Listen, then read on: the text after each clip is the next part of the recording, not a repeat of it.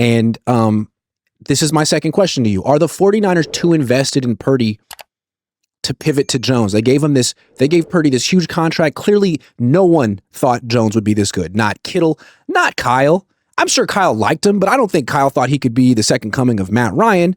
Now he's coming off his best game yet, and it looks like they're going to transition back to Brock. Is it impossible for the Niners to really pivot to Jones after giving Brock all this money? It's very difficult. It's going to be very difficult. Like I looked into that this week. Like, what exactly would it be? I mean, I don't specialize in cap, so I had to really dig deep on this one. What I discovered was the Niners can get out of the Purdy contract after the 26 season, and if they do want to get out of that contract, they will take a hit of $36 million on the cap. So it's not impossible. Jones is going to be cheaper. You also could trade Purdy for draft assets. I don't know what you would get in his current, because his contract is, some people are going to like it. Some people are not. Some people will take him off their board because of that contract. Other people that believe in him, if there's conviction, they will be okay with that contract. But I think Brock Purdy, I don't think they're too far down the road where they couldn't get out of it if they really wanted to, but I just don't believe they have the conviction. I mean, that's what they've lacked. They lacked conviction at the top of the draft. They lacked conviction. This organization lacked conviction when they went with Alex Smith over Aaron Rodgers. They often lack conviction at the quarterback spot. I agree. At the same time, they've made some serious pivots. Like, they brought in Jimmy Garoppolo, made him the highest paid player in the league for like a week. And then by mid-2020, they realized he was grossly overpaid. So then they traded 3 first-round picks for Trey Lance, which was largely to get Jimmy Garoppolo to take a huge pay cut and move him out of here. They wanted to pivot, and it was Trey Lance. They were so invested in Trey Lance that you had to play him. You had to see they didn't care. They gave him 3 games, 4 games, and then they pivoted to Brock Purdy.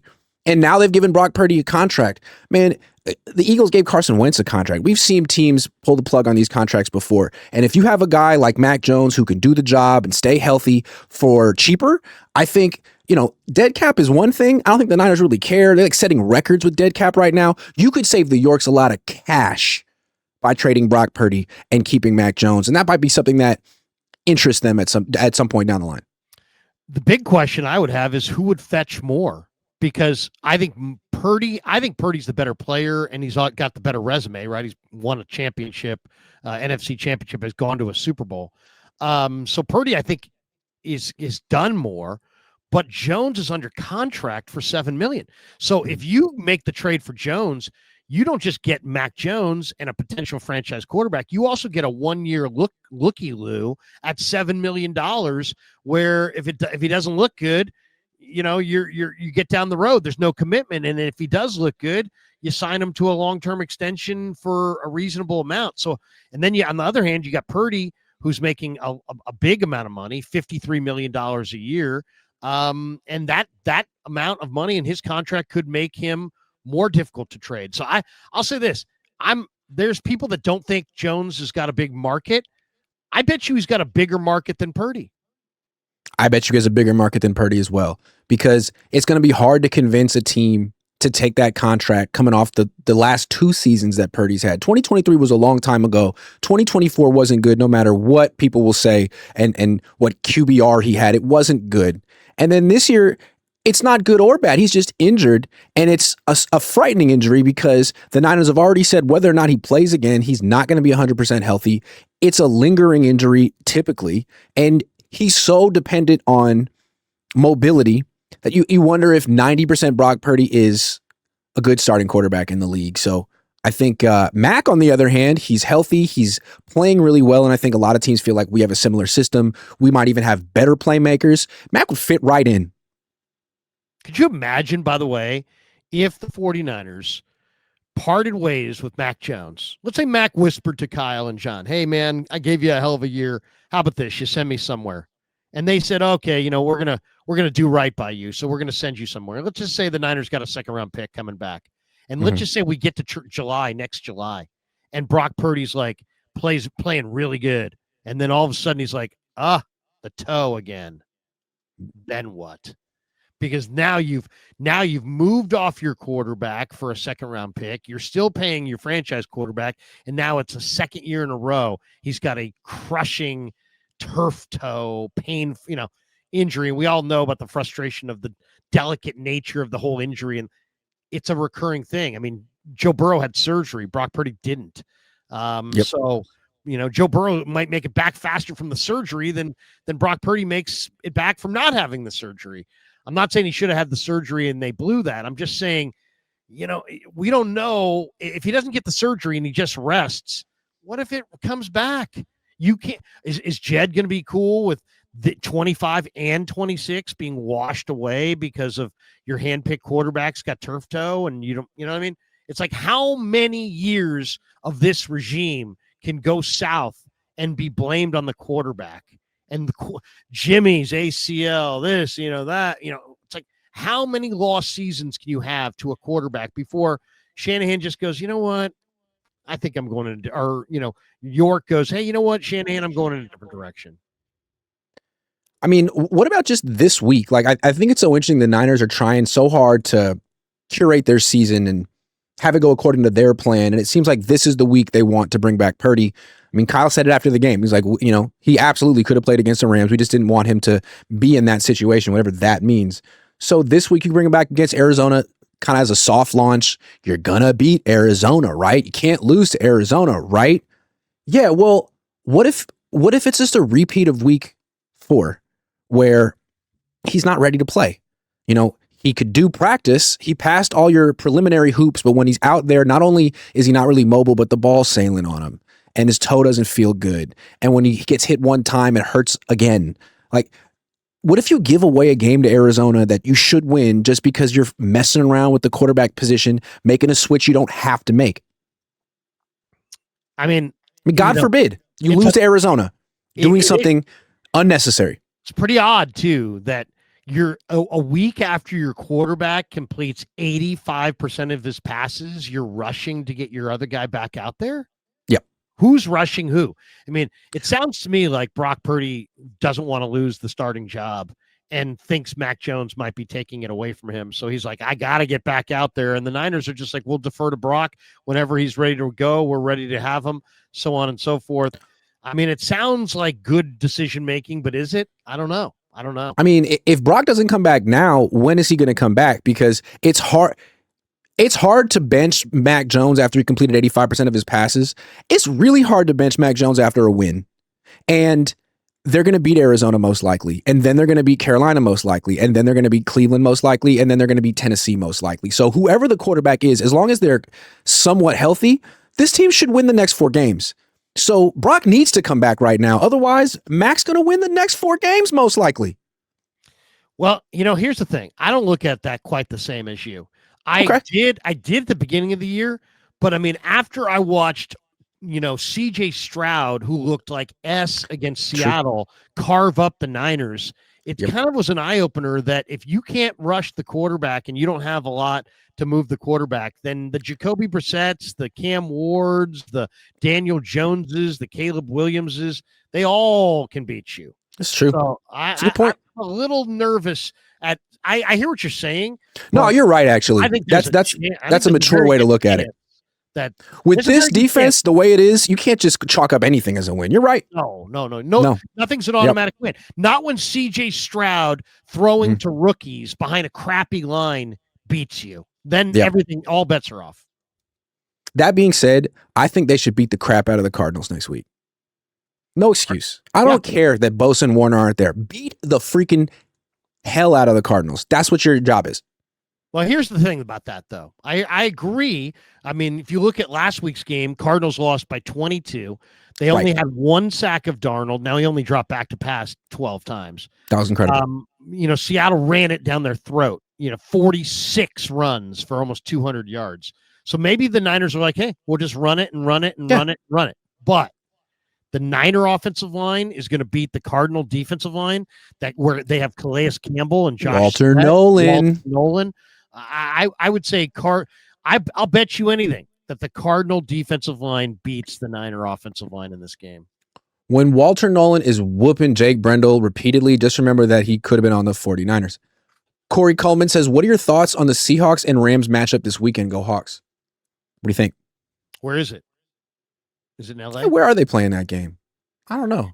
The Rams are going to be wearing black unis. I saw that. I think the Rams are a little bit of a cut above the Seahawks. I like the Seahawks, but I think the Rams are a little bit of a cut. It's going to be in LA. Yeah, I like the Rams. It's going to be in LA. I'm picking the Seahawks. The Seahawks are like incredibly good on the road under Mike McDonald. I can't explain it. They're a hell of a team. But he's a good coach. Well, there's no question he's a good defense. And I think their defense is a lot better than the Rams' defense. I think the Niners kind of exploited the Rams. I mean, showed some weaknesses in that defense. You know, the one thing I would say about that is look how well Stafford is playing right now. He's great. He's so good. Who's playing better than him? I mean, That's the question. No one. He's looking absolutely spectacular. I mean, think about this game that we just saw. I mean, this season, I should say. He's completing 70% of his passes. 25 touchdowns, 2 picks, 7-2 record, 117.5 passer rating. Dude, he's only 5. You know, how about this for a weird stat? This is how bad his days in Detroit were. He's 500. Matthew Stafford is 115 wins, 115 losses, and 1 tie. He's a 500 quarterback, but right now, I think he's the best going on. I think my hot take that I can't wait to drop once these guys retire is that Matthew Stafford was a better quarterback all time than Aaron Rodgers. That's my hot take. Well, guess what? If Stafford wins the Super Bowl at Levi's this year, yeah, he'll have one more ring. And I do think he's a better competitor. That's something about Rodgers. All of his weirdness came out late in his life, and I feel like what he cares most about is his passer rating, whereas Matthew Stafford is the real deal. He can make every throw that Aaron Rodgers can make. He's bigger than Aaron Rodgers. I think he's better. Stafford, I think, is about the team. I think Rodgers is about Rodgers. Well put. Simple as that. Foot says Niners may be tied to Purdy for now, but you're mistaken if you don't believe this is just the beginning of a quarterback controversy. The Purdy extension will go down in Niners history as yet another big fat quarterback mistake. I love how the Niners always like fall backwards into the right quarterback. It's like, you're the guy. Here's a bunch of money. Actually, it's this backup that we just had and we didn't even know about. Well, at least we have a guy. I mean, no one cares. Here's the thing about this contract. And that's going back to like DeBerg. I mean, DeBerg was going to be the guy, but then it was Joe. Exactly. And no one gives a shit that you gave Brock Purdy $265 if Mac Jones is legit. And that's the same reason why no one got fired for the Trey Lance debacle, because Brock Purdy was legit. So if Mac Jones works out, sorry we wasted your money, Jed, but we got a quarterback. What are you mad about? What happened? I mean, there are people that will claim that there's no controversy and there's no controversy coming. And I would say to those people, if Brock Purdy plays in Arizona the way he played against Jacksonville, it's on. You'll have a full bore quarterback controversy before the sun sets on Sunday night. And no one really knows what to expect from Brock Purdy in that game. They might feel he's ready and he's been ready, but that's what they felt before Jacksonville. So maybe their gut on this one isn't so accurate. We'll see. Bill Kennedy says Lombardi doesn't answer hard questions. I asked, what if Purdy starts and plays poorly? How long of a leash does he have? Larry and Matt answered. It's a good question. I feel like if he's playing poorly, they can say, the toe hurts. I don't see how it helps them to throw Brock out there and have him look worse than Mac. How does that help him, the Niners at all? That can't happen. And I think that really does open up Kyle Shanahan and the organization to a lot of criticism. I mean, it's one thing for Mac to just be better, but it's another for Brock to go out there and look bad or injured or permanently damaged. Here's the other thing to look for in this game. Look for Brock Purdy to just play through it, but then not have mobility. So I'm fine. The pain, I can deal with the pain. I can manage the pain. Oh, but Brock, you can't get away from anybody anymore. Oh, but I feel and fine. Your passes are floating and sailing. That's the most concerning thing. Even if he makes that was bad. Yeah, no question. But if he makes the adjustment, Grant, and he's still pretty accurate, but he just can't. His escapability is his greatest trait. Yep. And if you take that away, Mac Jones is a clearly better quarterback. If you take that away from Brock, Walter Nolan and Josh Sweat in this game, it's bad. You got to go back to Jones. Bill Kennedy says, won't Mac ask for an extension and a big raise? How? He's Brock's backup. That's another reason they got to bench Mac Jones right now. Like, They can't let him think that he's a starter because they already paid. They don't want to give him an extension. It's really they don't want to.